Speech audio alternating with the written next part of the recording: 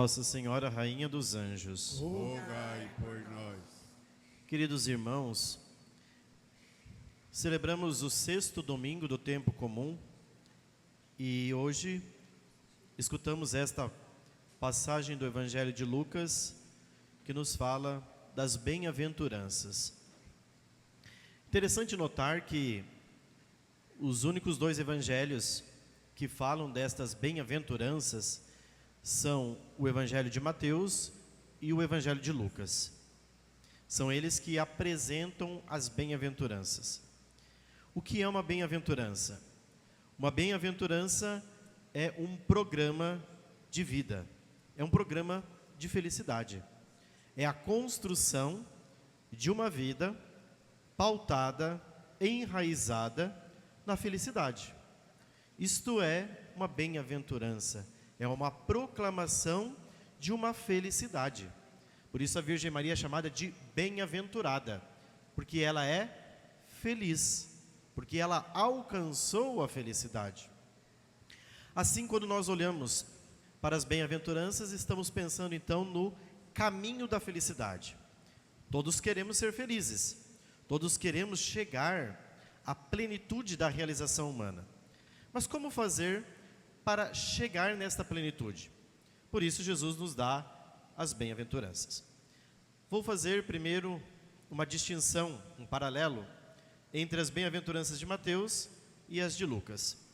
Primeiro ponto a ser considerado: as bem-aventuranças de Mateus, são escritas para pessoas específicas. Quem são?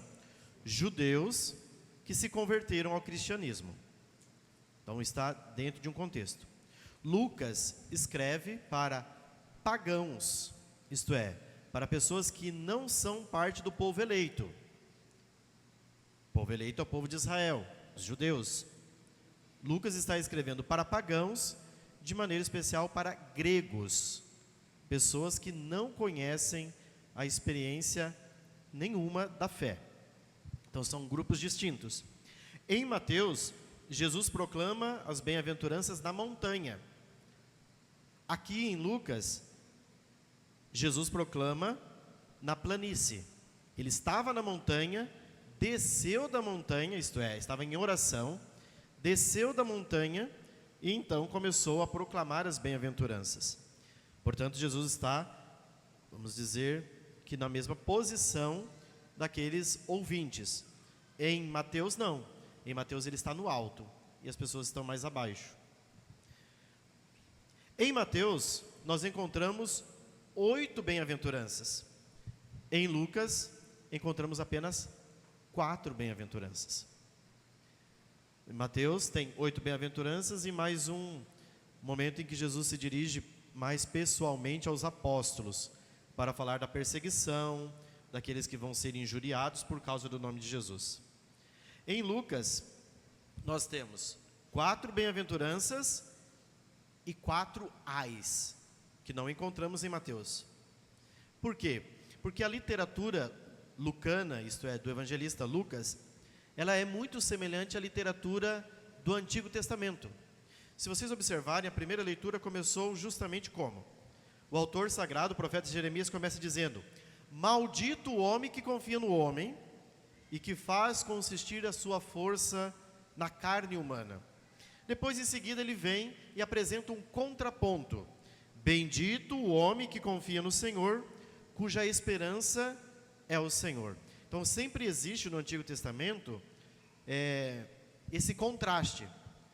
Nós só conhecemos as coisas, né, a partir da realidade do contraste. Assim a inteligência humana, ela funciona. A inteligência humana, ela funciona, nós conhecemos, apreendemos as coisas a partir do contraste. Exemplo, como nós conhecemos a experiência da luz? Porque nós sabemos que existe do outro lado a experiência das trevas, da escuridão. Como nós sabemos da justiça? Porque do outro lado existe a injustiça. Então, a inteligência humana, para apreender as coisas, isto é, para guardar, para entender as coisas, ela sempre precisa deste contraste. E é isso que Jesus faz no Evangelho de hoje. Jesus apresenta um contraste. Veja como começa. Versículo 20. Bem-aventurados vós os pobres, porque vosso é o reino de Deus. Se vocês descerem nos ais, no versículo 24, Jesus faz um contraste do pobre com o rico. Aí Jesus diz: ai de vós ricos, porque já tendes a vossa consolação. Então vamos tratar das 4 bem-aventuranças. Iniciemos por esta: o pobre. Bem-aventurados vós os pobres. Lucas não qualifica o pobre. Mateus qualifica. Mateus, capítulo 5, versículo 3, ele diz: bem-aventurados os pobres em espírito. Ele qualificou o tipo de pobreza que ele está falando. Aqui Lucas não qualifica o pobre, porque Lucas está falando de quem? Do pobre, pobre materialmente mesmo. É da pobreza material. Em contrapartida, em contraste, ele está falando do outro lado, do rico. Mas vamos entender: bem-aventurados os pobres em espírito, porque deles é o reino, porque vosso é o reino dos céus. A pobreza, ela é uma experiência dolorosa, né? Aqueles que vivem tal experiência sabem como é difícil você desejar talvez alguma coisa e não poder ter aquilo que você deseja. Mas a riqueza, como ensina nosso Senhor, é a maior idiotice. Se nós formos ao Sermão da Montanha, no capítulo 6 do Evangelho de Mateus, Jesus fala que é insensato aquele que quer guardar posses, guardar tesouros, juntar tesouros aqui na terra. Por quê? Porque tudo isso a traça corrói, os ladrões vêm e roubam, tudo isso se perde. Então é insensato, é uma idiotice confiar nos bens materiais. Nós somos uma sociedade extremamente materialista. Nós caminhamos muito presos aos bens materiais. E às vezes, os bens materiais vão nos cegando. Porque quanto mais uma pessoa ela vive em torno dos bens materiais, mais ela vai ficando cega. Mais ela vai perdendo o contato com o sobrenatural. Isso é natural. Se você se apega aos bens, se você vai se enrolando com os bens materiais, mais distante você fica da vida espiritual. Quanto mais vida espiritual você tem, menos apegado aos bens você fica. Não sei se vocês, para vocês verem como que, eu me lembrei de um fato, como a riqueza, ela deixa as pessoas idiotas, ela idiotiza as pessoas, ela deixa as pessoas neuróticas. Não sei se vocês conhecem aquele gênio chamado Ariano Suassuna. Ariano Suassuna, ele foi presidente da Academia Brasileira de Letras, aqui no Brasil. Um senhor muito jocoso, muito brincalhão. Se vocês quiserem depois dar boas risadas, entra lá no YouTube e digita Ariano Suassuna. Ariano Suassuna, ele foi eleito aqui no Brasil, presidente da Academia Brasileira de Letras. E tem um episódio que ele está conversando, e é interessante que Ariano Suassuna, ele foi presidente da Academia Brasileira de Letras, mas nunca saiu do Brasil. Ele mesmo fala. Ele ama o Brasil. Nunca quis viajar para países, né? Mais uma vez, estando lá na posse dele, na apresentação de presidente da Academia Brasileira de Letras, teve um jantar solene e tal. Aí uma senhora chegou para ele e disse assim, perguntou por 2 ou 3 vezes a ele: você já foi à Disney? Ele diz: não, minha senhora, eu nunca fui à Disney. Aí a mulher voltou novamente uma segunda vez: o senhor não foi à Disney mesmo? Né? Ele falou assim: não, nunca fui à Disney. Daí depois ele confessa lá que ele nem disse para ela, porque ele ficou até meio envergonhado de dizer a ela que nunca tinha nem saído do Brasil, porque senão ela ia dizer: nossa, meu Deus do céu, como que botaram esse homem para ser presidente da Academia Brasileira de Letras, mas o homem nunca foi à Disney, né? E ele disse assim uma coisa muito interessante, que o mundo daquela mulher se classificava em quem foi a Disney e quem não foi a Disney. Por que Ariano Suassuna mostra isso? Para mostrar como é idiota. É mesquinho, né? Não tem problema se foi a Disney, não foi, não interessa. Estou falando de quem foi e quem não foi. O fato é, o mundo não está dividido em quem tem posses. Ou seja, você é presidente da Academia Brasileira de Letras, não foi a Disney. Ou seja, você não saiu do Brasil. Não, eu nunca tive interesse em sair do Brasil. Porque para mim isso não... Eu gosto do meu país, gosto de estar aqui, não preciso sair daqui, entendeu? Então, veja, a riqueza, o poder pode cegar as pessoas. E a gente classificar as pessoas como com coisas mesquinhas. A verdadeira sabedoria não está nisso. A verdadeira sabedoria, como eu disse, não somente os filósofos antigos, mas a própria Escritura, a verdadeira sabedoria está nas coisas elevadas, nas coisas altas. E nós estamos aqui tão materialistas, preocupados com coisas pífias, né? Bem-aventurados vós, os pobres, porque vosso é o reino dos céus. Jesus continua a segunda bem-aventurança. Bem-aventurados vós que tendes fome. Gente, feliz é quem tem fome, né? Uma das experiências mais drásticas humanamente é passar fome. E Jesus diz, feliz é quem tem fome, né? Porque vocês serão saciados. Mas por que nosso Senhor diz isto? Feliz é quem tem fome. Porque quem passou fome sabe dar valor das coisas. O pouco é muito. Agora, quando se tem abundância, é perigoso. Veja, por exemplo, uma criança que tem tudo se transforma numa criança mimada. Prive a criança de tudo. Não deixe ela ter tudo. Eu conheço casais, gente, que hoje cresceram muito na vida, mas que construíram a vida nos mínimos detalhes, comprando coisinha por coisinha na casa. Não veio com facilidade. Quando a coisa vem fácil, é terrível, porque você não sabe dar valor. Conheci casais que colocavam copinho por copinho, novo, por mês, adquiria um, na luta, no trabalho, para conquistar as coisas. Por isso que Jesus está dizendo, feliz vocês que têm fome, porque quando você tem fome, você já viveu a experiência da fome, você sabe como dói. Você sabe o sofrimento da dor, de não poder comer, porque essa é uma experiência, vamos dizer, humanamente dolorosa, aqueles que vivem. Então, quando você tem pouco, você aprende a dar valor.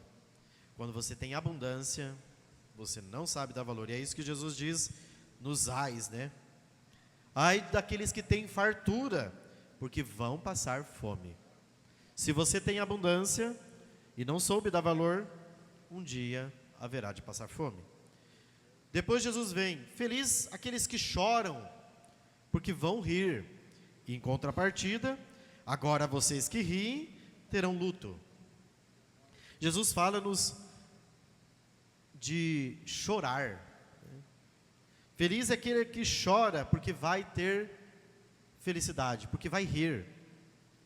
É interessante porque num mundo onde as pessoas vivem uma ilusão tola de uma alegria, isso daqui é uma verdade. Quantas pessoas ficam iludidas nesse mundo tão frenético, né, na farra, na gandaia e tudo mais, e acha que essa vida tola, ilusória, mesquinha, passageira, é capaz de trazer a felicidade. A ilusão, como eu dizia em relação ao materialismo, cega a nossa visão. Nós ficamos com uma visão míope, uma visão distorcida da realidade. É preciso ver as coisas sob a perspectiva dos olhos de Deus. Porque uma pessoa que fica sempre rindo, ela não sabe viver a verdade e a realidade. Lembra que eu dizia que a vida ela é feita, o mundo real, ele é feito de contraste. Certo? Não é possível um mundo só positivo. No mundo existem coisas negativas. O mundo real é assim. Ele é feito de contraste. Tem coisas positivas, tem coisas negativas. Enquanto você viver neste mundo, não é esse mundo só positivo. Não tem como. Porque existe o contraste do outro lado. Você só vê uma coisa positiva porque do outro lado tem um ponto negativo. Então, não é possível só viver rindo. É preciso também, às vezes, se sensibilizar, chorar, sofrer com a dor do outro, quando o outro sofre. E por fim, Nosso Senhor encerra a quarta bem-aventurança: felizes quando os homens vos odiarem, vos expulsarem, insultarem e amaldiçoarem o vosso nome por causa de Jesus. Aí Jesus diz: ai de vós quando todos vos elogiam, né? Ai de vós quando todos vos elogiam. Não é bom ser elogiado muito. Não é bom ter muito like, muita curtida. No mundo dos likes e das curtidas, não é bom. Porque se a gente está tendo muito like e muita curtida, às vezes é perigoso. Porque nós estamos num mundo onde existe o quê? Perseguição, né? Se você manifesta a sua opinião e a sua opinião não é a favor de algumas opiniões de instâncias superiores, o que acontece com você? Existe um termo na internet que você é cancelado, né? Você vai ser cancelado. Se você não estiver sendo cancelado um pouco, tem alguma coisa de errado. Porque se todo mundo está te elogiando e te aplaudindo, é porque as pessoas não te odeiam. É porque as pessoas não te insultam. E as pessoas não te amaldiçoam. Se as pessoas não estão fazendo isso, por causa de Jesus, é porque tem alguma coisa de estritamente errado. Então você tem que se alegrar quando você está ensinando, mostrando a verdade às pessoas, e as pessoas estão incômodas. Por quê? Porque quem está se levantando não é a fúria das pessoas, é o inferno. Quem se levanta contra o Filho do Homem não são pessoas, são ideias, é o demônio. Então a gente tem que se alegrar, porque nós estamos fazendo o inferno tremer. E se tem uma coisa maravilhosa, que o inferno trema diante da verdade. Porque o império do inferno foi derrotado na cruz, e não há o que temer. Nós somos, como recorda o apóstolo, mais do que vitoriosos graças àquele que nos amou, Cristo. Ele é o Senhor, Ele é o Adonai, é Ele que sustenta, é Ele que mantém todas as coisas. A certeza de tudo isso, das bem-aventuranças, encontra o seu fundamento na segunda leitura, quando São Paulo recorda que nós pusemos a nossa esperança em Cristo. Agora, aqueles que colocaram as suas esperanças neste mundo, diz São Paulo, são os mais dignos de compaixão. Ou seja, tenha dó. Tenha dó das pessoas que colocaram a sua âncora, a sua esperança nesse mundo. Porque esse mundo aqui é balela. Esse mundo aqui é pueril, ele passa. Como recorda São Paulo na carta aos Coríntios, a figura deste mundo passa e nós também iremos passar. Todos passaremos. Num prazo de 60 anos, essa igreja está renovada. Todos aqui já vamos ter partido desse mundo. Alguns vão estar com 90 e poucos anos, se aguentar. O resto já desceram o cemitério abaixo. Não tem como fugir. Por mais que tu tentes seguir e prosseguir por mais alguns anos de vida, tua vida vai passar. Essa é a certeza. A nossa certeza é a ressurreição final, não a certeza desse mundo. Porque se nós ficarmos com os olhos fixos nesse mundo, nós nos decepcionamos, nós perdemos a esperança. A nossa âncora, a nossa certeza, meus irmãos, é a vida eterna, é o céu. É isso que São Paulo diz. Na realidade, Cristo ressuscitou dos mortos, como primícias dos que morreram. Ele é o primeiro dentre os mortos a ressuscitar. Cristo é a nossa esperança. Não se iluda com a riqueza, porque a riqueza passa. Não tenha medo se você tem fartura, porque a fartura vai passar. Se você ri demais, um dia vai chorar. E se todos te elogiam e te aplaudem, e você recebe muitos likes, muitos elogios, suspeite, porque tem alguma coisa de tremendamente errado. A figura desse mundo vai passar. Por fim, concluo com o salmo de hoje que dizia: feliz é quem se confia no Senhor. Confiemo-nos no Senhor, porque Ele é a nossa esperança e a nossa âncora. Nele depositamos toda a nossa vida. Amém.